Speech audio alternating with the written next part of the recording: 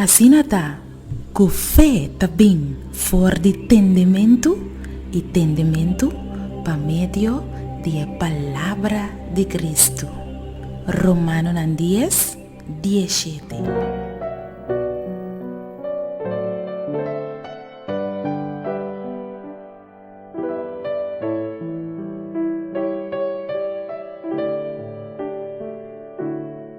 Uma ainda bendicionar pavo. O texto de meditação te queda arranhado em book de Isaías, capítulo 40, versículo 29. Eta dá uma força na esum cansa.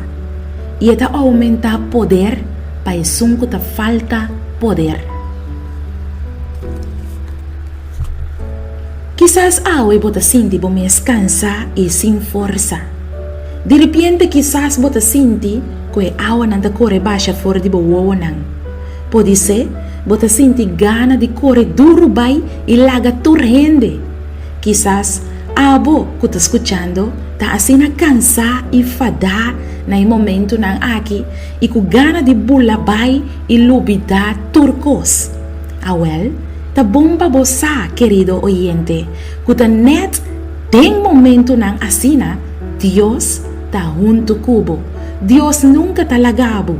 E hecho, que você sente triste e sem força, não que men que Deus não tá einang para abraçabo e donabo força renovar. Me que motivabo awe para querer e texto aqui. E tá dona força na esum cansa. E tá aumenta poder para esum que tá falta poder. Querer e promessa aqui. E vai buscar encontro com Deus. Lanta, vai cerca de Deus e conte turbo tristeza, conte bo dolor, conte bo cansancio. Ela permite que lo donavo força e aumenta bo poder. Láganos reza. Senhor Deus, aunque nós não temos força para seguir mais, nós também cerca bo para pedir força.